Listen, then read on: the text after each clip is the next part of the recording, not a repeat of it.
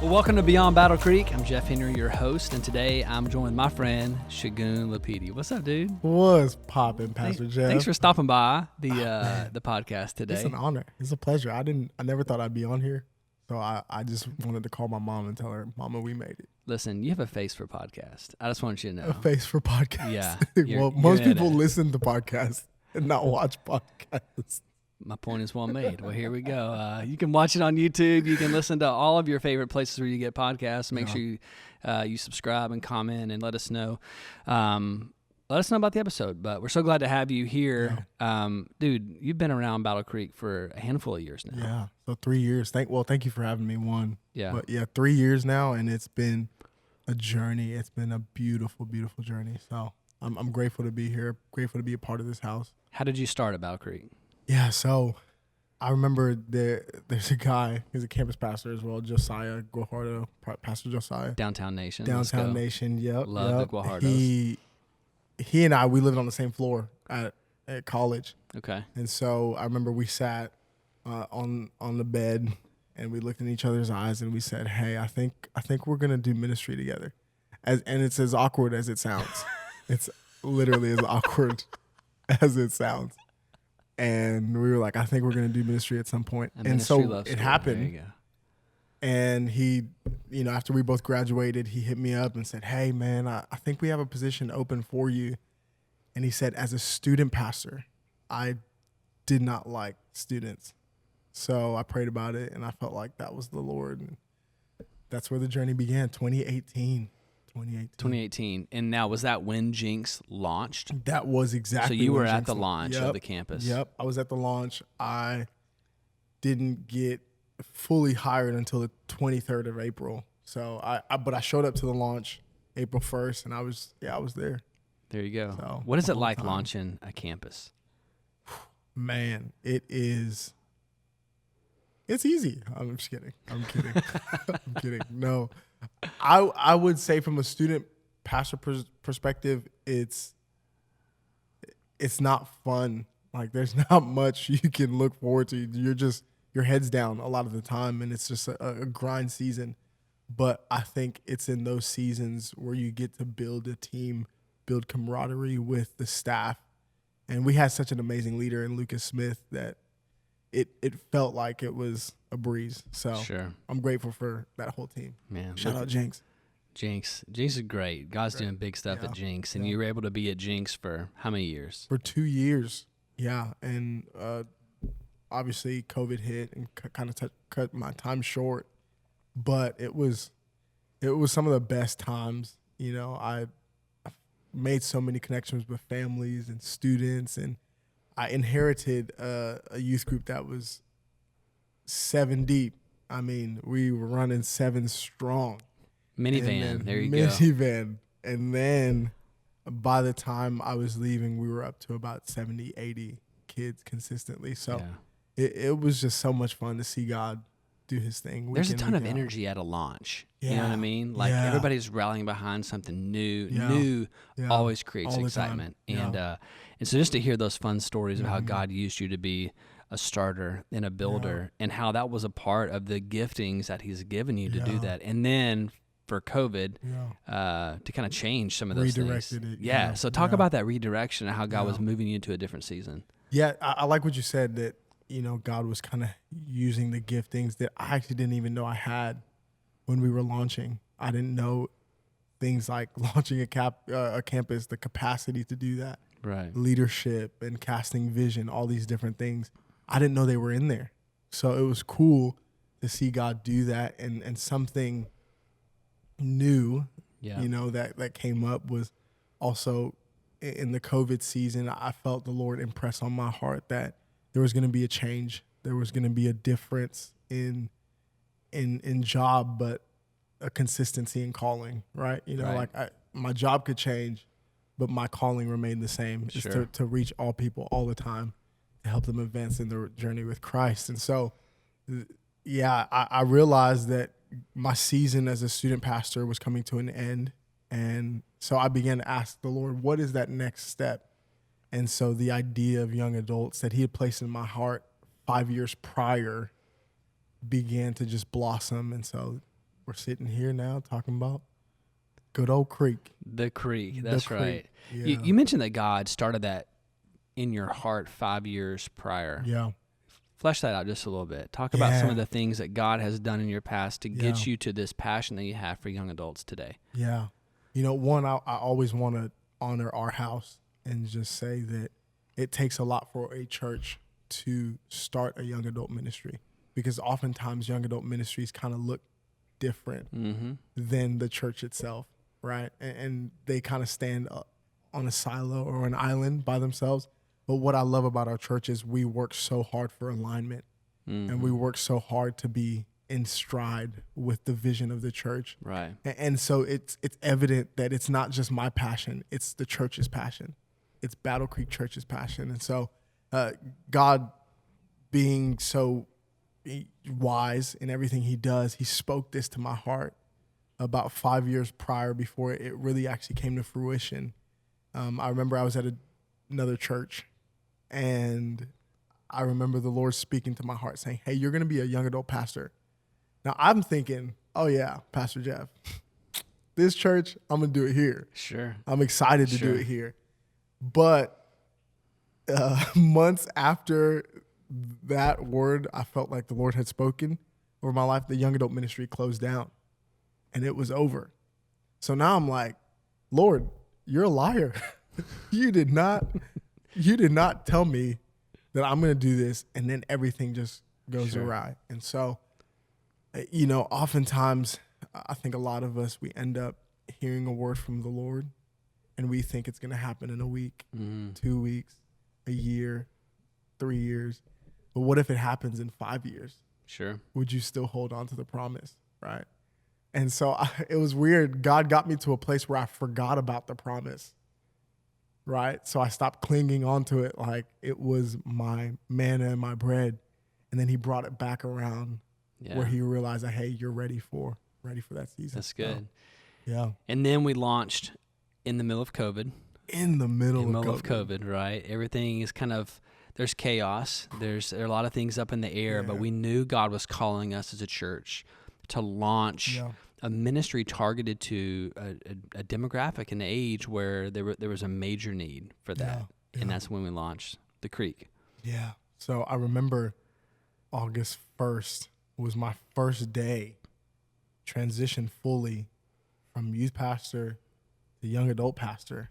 And I remember just that transition. And I remember us launching in the middle of COVID. August 11th was our first service at your campus. That's right, at Midtown. Shout out to Midtown. That's Thank right. you guys Best so town. much for helping us kind of get our feet off the ground.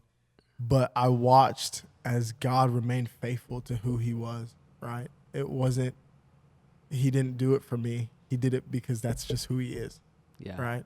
Yeah. He did it because he saw a generation that needs a place, that needed something for them to be able to be a part of. And it's been cool to just see. And we haven't even hit a year, right? And God has done exceedingly abundantly above all we could even ask or think. I remember sitting in the first meeting. It was you, Pastor Josiah, Pastor Lucas, who else? Clint.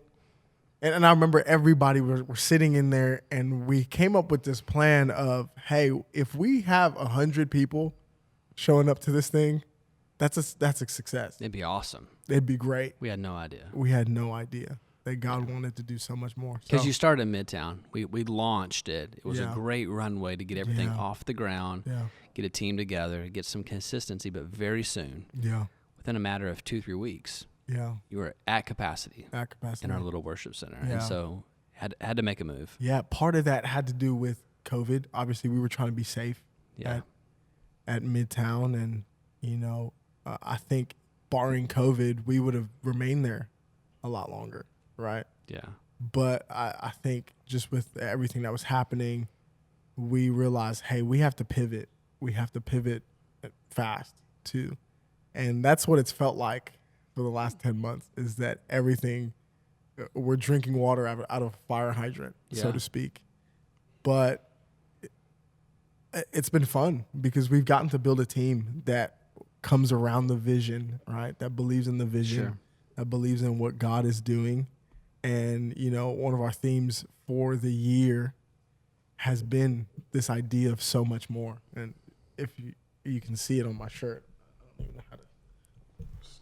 Never had this before. A model up here. Let's go. So much more. In the front, it says Tuesday service. Yeah, it says Tuesday service. This is just product placement for, not only Battlecreek Church, but the Creek. You should come. But, we've had this idea that God has so much more to those who are readily available, right, to receive that, and those who are obedient to what God is doing. And that's what all we've tried to do is just be obedient to the call of God for this young adult generation. Right. And we've seen that God's honoring that. You mentioned it's hard for churches to really launch young adult ministries. Yeah. And there's a whole nother podcast about like the philosophy of church and what are some of the challenges with that. But our church is all in. In fact, Pastor Alex truly believes in the next generation. Yeah. We see it in the way where we put our time, where we put our money, where we put our staff and our efforts across all of our campuses. We're unapologetically next gen, but that next gen grows up. And so we as a 17-year-old church have now amassed this young adult, population, and not just from our campus, but now we have hands in college campuses around. Battlecreek is known. And so for our church to be all in, not just in a certain age, but to kind of pause and say, well, what if this matures and grows into young adults, right? And that's where we are now. So talk about the genesis of the Creek. Talk about how, what were some of the felt needs that happened that were around that we said, we need to have something that's targeted in addition to Sunday mornings. That's for young adults. Start there. I think one of the primary things that we realized was, hey, this next generation that we believe in so much is going to become the leaders of the church at some point. At some point, they will grow up. They'll stop going to youth camps. They'll stop going to, kids camp to get icy juicies. This is an inside joke between me and Pastor Jeff. But they'll grow up, right? And they'll step into this phase of life in college and navigating how to do life well.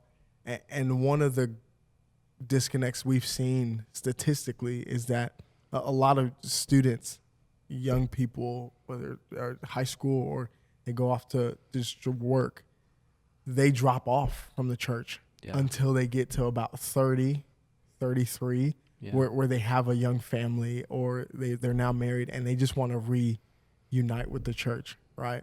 And part of that is because there aren't any spaces that are created to accommodate the young person. Right. The young person that's just trying to figure out life, the young person that's trying to figure out their next step or their next decision.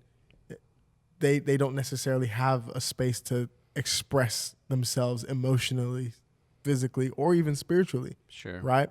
We're trying to navigate this life, and I think a lot of young adults end up falling away from the church because it's a deserted season for them. And so what I love about our church is that we were all in and we capitalized on that for a lot of our young adults as they're growing. I mean, there's a gap, right? Yeah. Like once you graduate, there's sort of just this crisis of identity as you're learning about, as you start to adult, who I am, what is God calling me to? What do I believe? Where do I fit in? What is my tribe? Like who are people that are like me? And then maybe who do I want to be now? Maybe not who I was. And so you get into this gap, and there's this challenge in the church because you want those young adults to be leaders, but I don't know that they're all ready yet, right? They are the church of today, and they're going to lead at some point. And so there was a need and there was a gap, and our church is willing to say, hey, we'll fill that gap.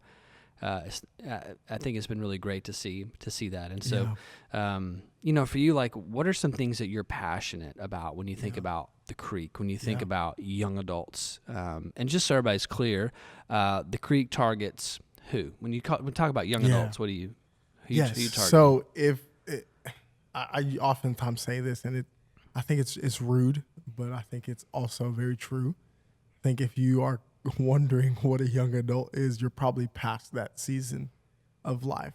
right? And so a young adult for us is anyone between the ages of 18 through 33. Now, I make that joke understanding that in a couple years, I will age out of the young adult ministry as well. And, you know, I'm also looking, hey, at some point, this isn't going to be me. In the early days at Midtown, I would stop by a couple times just to see the creek.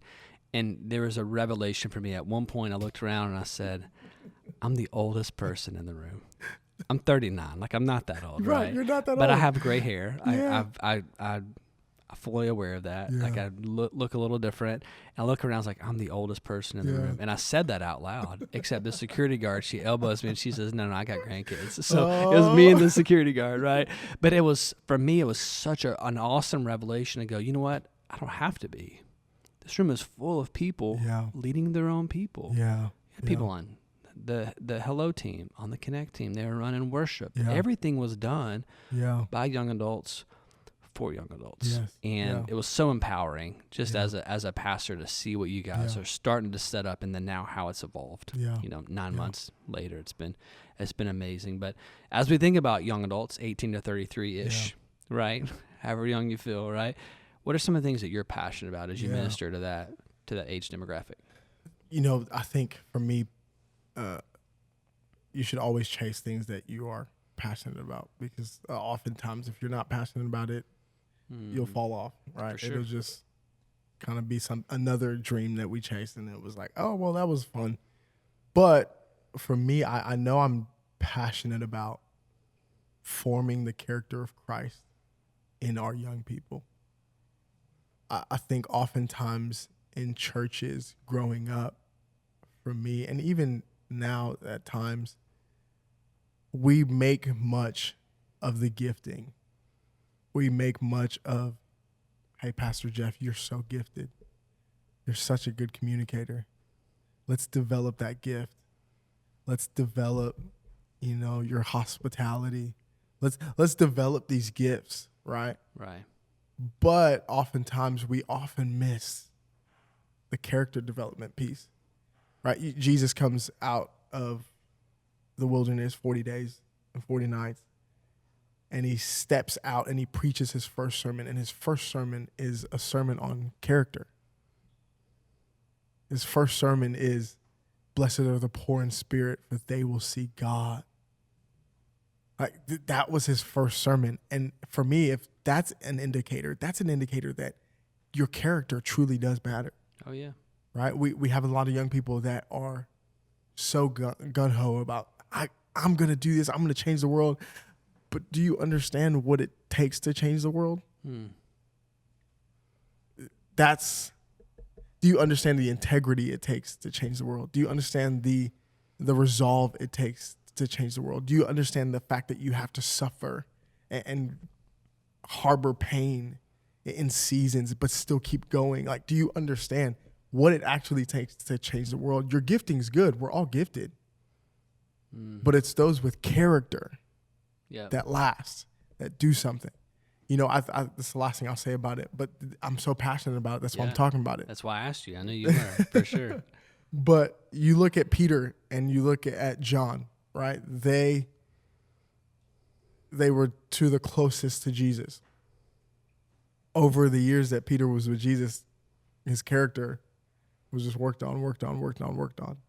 Well, they get to the point where Jesus passes away, and Mary comes and she's like, hey, Jesus isn't there.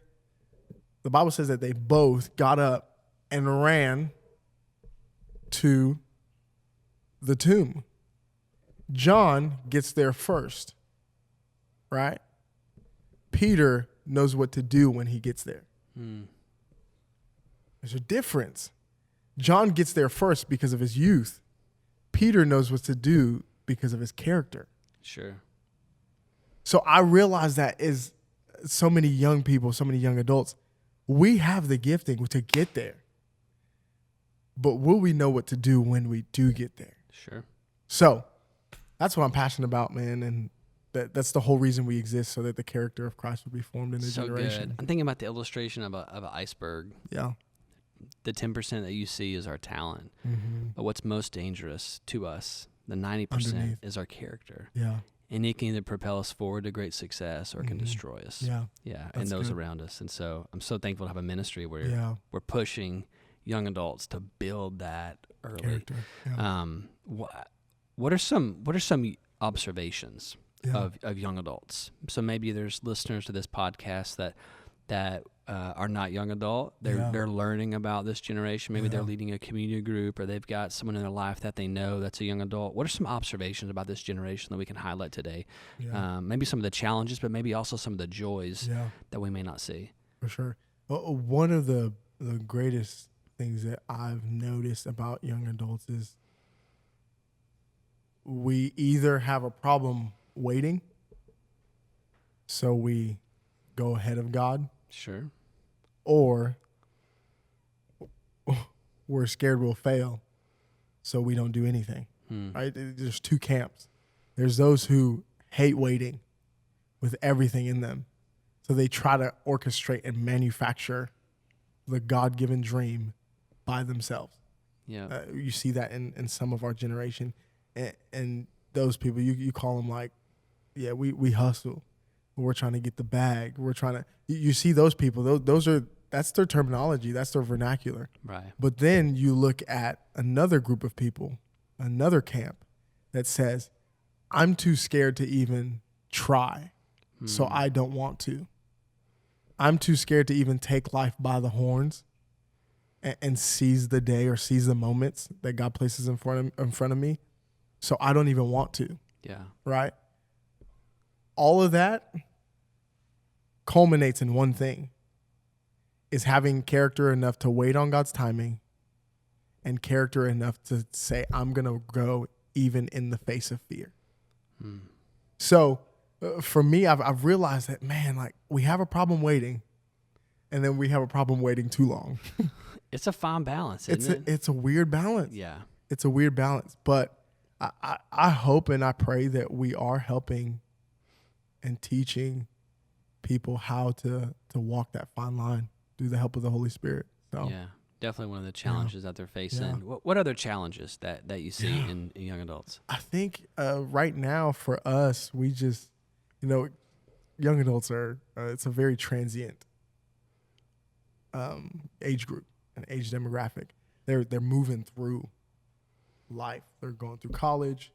Their job changes. They're trying to figure out career choices. They're trying to figure out whether or not they want to get married soon, or there's just so many different life changes that happen within 18 through 33. It's a lot. A lot.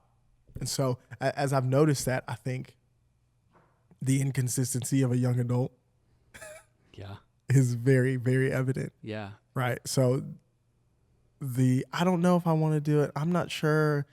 And just the lack of, how would you even say it? Just making up your mind to make a choice.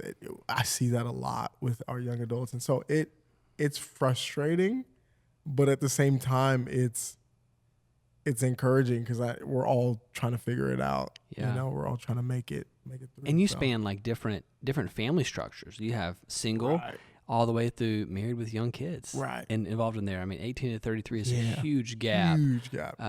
Just got out of high school. Yeah. Don't have a clue what's going on in life, right? Yeah. Through, young professional, masters, PhD, experts in their field. Engineers. They're boss of people, right? They manage and supervise people. It's such a large gap. And so I definitely see where you're coming from. Yeah. But there's things that we also don't see, and that's maybe the joys of this. What are some things you can celebrate with this current generation of young adults? Yeah, I think one of the biggest things that comes to mind immediately is just how much community has been provided for our young adults.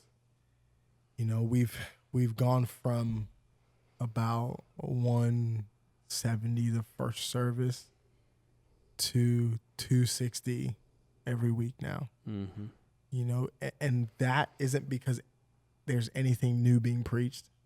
It's not because the worship is out of this world, which I think the worship is out of this world. Fantastic. It is fantastic. Chris is doing an amazing job. Yeah. Shout out to Chris Shout Sills. out to Chris. Yeah. Yes, he made the podcast. That's right.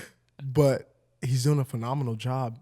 But I don't think it's because of any of the elements or the lights or I think it truly is because they found a place where they belong. They found their place. That's one thing Battlecreek says all the time, is that this is your place. Yeah. They found their place. And another thing that's a celebratory item is we've seen our percentage of young adults that started coming to the Creek but go to a different church or don't go to church. That percentage has bumped up about 20%. So we were at 30% when we first started. It wasn't that many. You know, we had a lot of young adults coming from Battlecreek Church, but then we started having an influx of people coming from other churches. But they've now made this their place. Yeah. They've now made this their home because of the community they found on a Tuesday night, and now it's translating to a Sunday morning. Yeah. So it's beautiful. It's cool to watch. And so we're at around 50% and praying that it'll continue to grow. Yeah. So, yeah. There's some great things about this current generation, you know, of people that I know in our church and our church staff that are 18 to 33. I mean, definitely a lot of passion. Yeah. Right. They're not short on energy. Absolutely not. Sometimes you have to direct them in the right way. Yeah. And that's hey, being 39, right? Being an older generation, right? The next stage, next season ahead, you get to help figure, like just what you said with the tomb, like what do you do when you get there, right? And isn't that the call of all of us, right? As a student pastor, wasn't that your call to help someone younger than you advance in their journey? And you're just giving them that wisdom that, hey, man, I've been through there. It's okay. All your high school, middle school problems are going to be, you can navigate that, right? And now you've got older men in your life that I know that are helping you, you know, guiding you. And so the fact that we're playing a part, you know, that the Creek is playing a part in that kind of leadership development, that mentorship, that, hey, let's walk together through this life because life is better together, right? We believe that here. That's amazing. Yeah. A lot of passion and energy there. So. Absolutely. And one thing I will also brag about with our young adults is they are so proactive, you know, almost to a fault, to where like you're like, hey, pull it back in a little bit. Yeah. But they do want to change the world. They do want to make a difference, and that is part of our mission statement. And so it's cool to watch as things like that keep happening, and just building that emotional awareness for a lot of them is for sure something we're trying to do too. You know, you guys have this massive ministry on Tuesday nights. Yeah, it's got a great reach.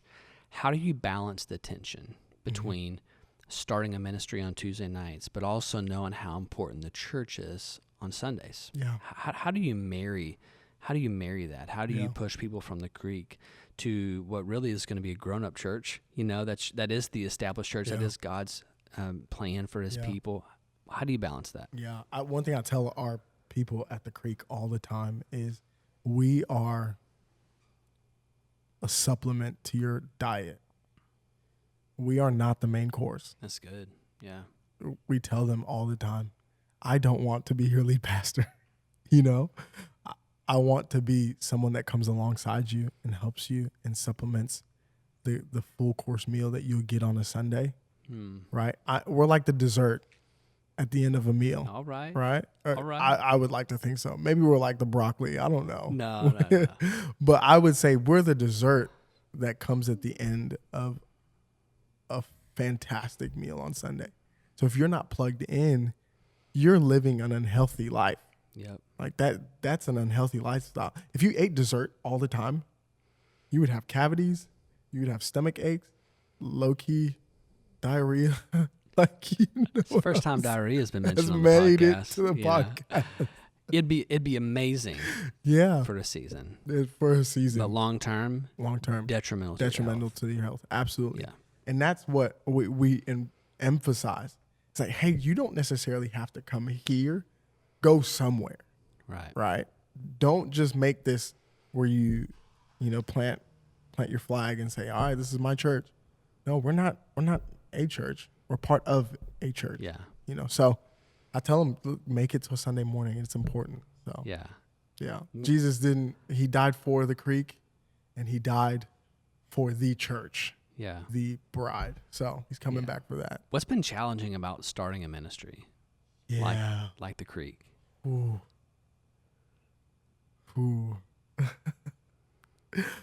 The challenging parts of starting the Creek.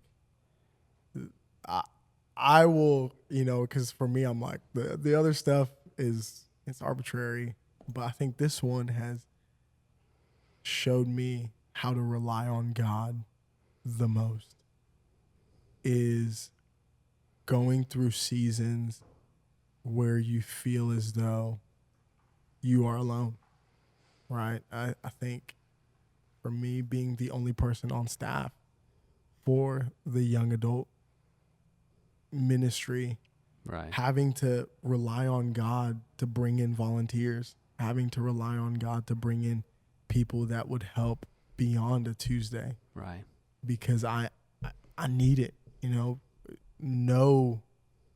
great ministry or no great business has ever operated off of one person, right? And so there have been seasons where you feel as though you're alone, but it all ultimately causes you to rely on the Lord that much more. yeah, And so I've been grateful for it, because it's almost as if I've been lifting weights, right?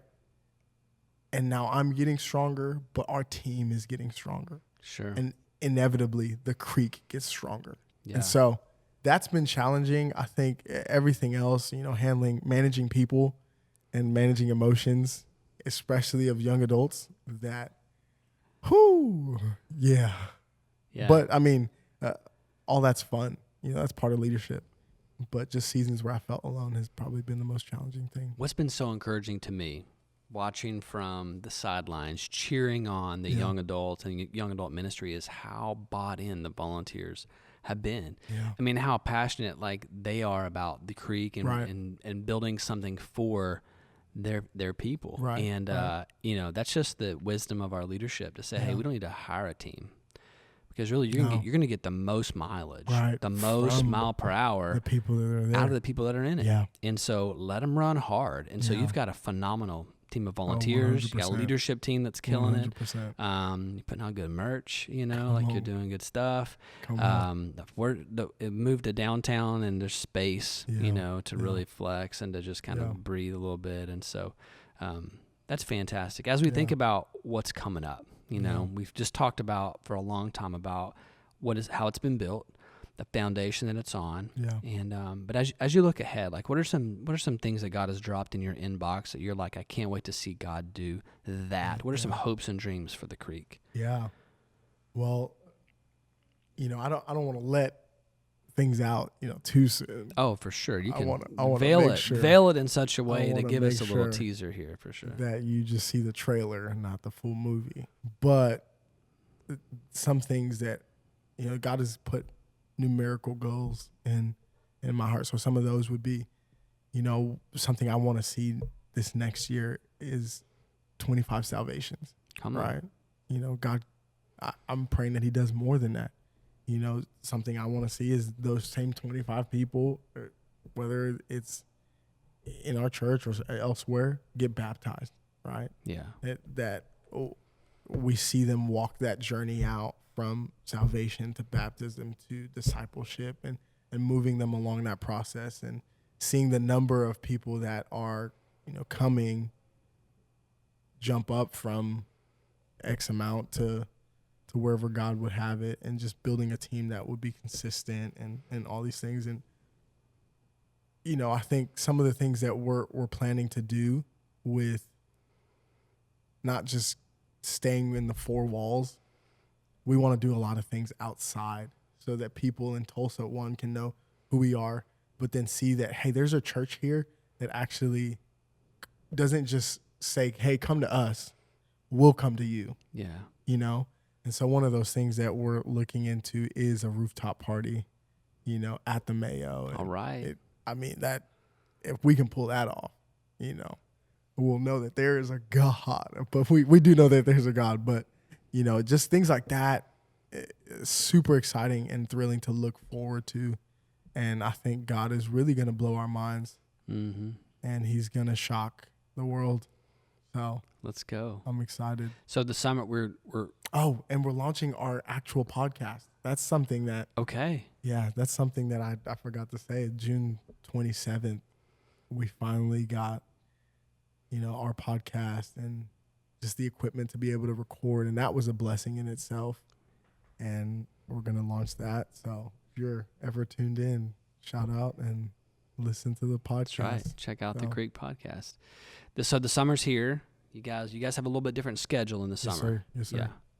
So our summer schedule looks a little different just because we are taking time off. This is our first year, away from me being in student ministry. So I was like, hey, I want to see what the summer looks like, especially because our church does kids camp and then we do student camp. And because we are an all-in church, I wanted us to be able to invest as much as we could into these other areas as well, because our church has invested so much into us. Sure. And one thing that I wanted to just see was how is it going to look outside of just the normal Tuesday night service, right? If we go to summer, how is it going to look? Because I wanted to give our team some rest as well. And so we ended up saying we'll show it back up at August 17th, we'll start back up August 17th. And then over the summer, what we're going to do is have 2 to 3 different hangs for our young adults, so just to continue that momentum. Sure.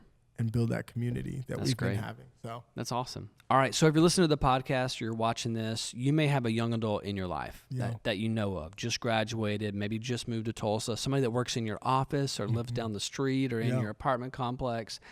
This is a spot for them. This can be their place. And so, Segun, tell our listener what they need to know about the Creek in order to help just be a great cheerleader and champion for what God is doing here. Right. I would even, charge you more than Pastor Jeff just did. He said if they live close to you, you know them. If you don't even know them and you just see them down the street, tell them about the Creek because it's that good. Yeah. I truly, genuinely believe in the product that we are, advertising here. So I would just say, we meet Tuesday nights at 7 p.m.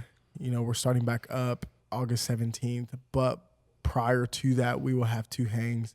And just to build community, we will do it one July 20th.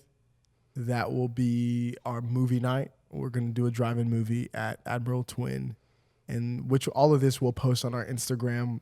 Also follow us on Instagram and Facebook just to keep up with what's going on. We are the Creek. We are the Creek, Let's yes, go. sir. And then we'll have the second hang, which is July 28th, where we'll be partnering with our downtown campus to have a worship night. Come on. So just to prep to get back. Yeah. I'm itching to get back. Yeah. And in the meantime, send them to Segun, right? Yeah. Send them to me. My email is slipede, LIPEDE @battlecreekchurch.com. I would love to connect with you or your young adult. I think one of the things that I'm also looking forward to coming back is we're looking to start a mentorship program. So if you are interested in mentoring a young adult, or you're an empty nester, we would love for you to, meet with some of our young adults and help disciple them and mentor them in their journey. Those are some amazing things coming up. And yes, so definitely reach out, Instagram, email. Got some events coming up. Yep. We'll also put in the show notes below here, but make sure you help the young adults in your life get connected here at Battlecreek Church. And listen, your team is amazing. Yeah. So you don't necessarily have to do all these things. He's got friends waiting to connect with your young adult that you know in your life. So there are people. If they don't vibe with me, they're like, hey, I don't want to sit down with him. We have multiple people that they would. It's hard not to vibe with you, Segun. I appreciate that. I just love that you can come hang with an upper 30s guy. I call Pastor Jeff Mr. Fantastic because he actually looks like Mr. Fantastic from the Fantastic Four. So, yeah. It's one of the best compliments I've ever gotten. I don't think it's accurate, but I receive it. And you're my the heart hero. Behind it. Thanks, in essence, what I'm saying is you're my hero. I love it. Yeah. All right, Segun, before we let you out of here, I'm going to do a little icebreaker questions just to kind of get to know you. Give you 2 options. You choose the one. Don't think too much about it. Just say what comes to mind. All right, if you were to have a button in your life that you could pause or you could rewind, which one would you have, pause or rewind? Rewind. Yeah, that's good. For sure. All right, would you rather hear good news or bad news first? Bad news, 100% all the time. Should you ever be stranded on a ski lift or an elevator? I don't ski. I'm black. I'm kidding. Definitely a ski lift though. Because Okay. elevators are scary. That's right. What's worse for you, laundry or dishes? Dishes. I hate the squeaking. Yeah. Hate the squeaking. All right. Would you rather explore space or the ocean? Either one. If you die, you can't you die because of suffocation. Yeah, That's true. It's tough. true. That's a tough one, people of God. We'll skip it. All right. Skip it. What would you give up forever? TV or junk food? Junk food. Junk food. Okay. And not because I don't even watch that much TV, but junk food just because I work out, so it's true. It's true. What's comfort food for you? Comfort food. Bad. Zingers. All right. The vanilla icing one. Okay. Yeah. Would you rather be on a reality TV show, Survivor, or Top Chef? Reality TV. I can't cook to save my life. And Survivor looks like there's too many bugs. He's an inside guy. Reality show. guy. All right, last question. You're on a deserted island. Food and water are provided. What else would you bring? Wilson from Castaway. All right. That's it. Shout out to Tom Hanks. Tom Hanks. Making a buddy there. Or if I was married, my wife, for sure. Okay. Maybe a year from now we'll have a repod and change the answer. It'll be a ring on his finger. Segun from ORU in connection with Josiah, Yeah. Jinx, now working here in our young adult ministry. We are so glad to have you as a part of Battlecreek Church, man. I'm so proud of what God is doing in you and to be able to watch what he's doing through you. And I believe this phrase is true, especially for young adults, that the best is yet to come. Yes, sir. And it is coming. And we're so proud to have you as a captain of that part of the ship, man. And so, man, good luck to you. Thanks for stopping by the pod. Yes, sir. Love you, dude. See you, man. See y'all soon. Thank you so much for listening to Beyond Battle Creek. This show is produced by Battlecreek Church in Tulsa, Oklahoma. To keep up with everything going on in the church, be sure to follow us on Facebook and Instagram. And if you enjoy this show, be sure to share it. We'll see you next episode.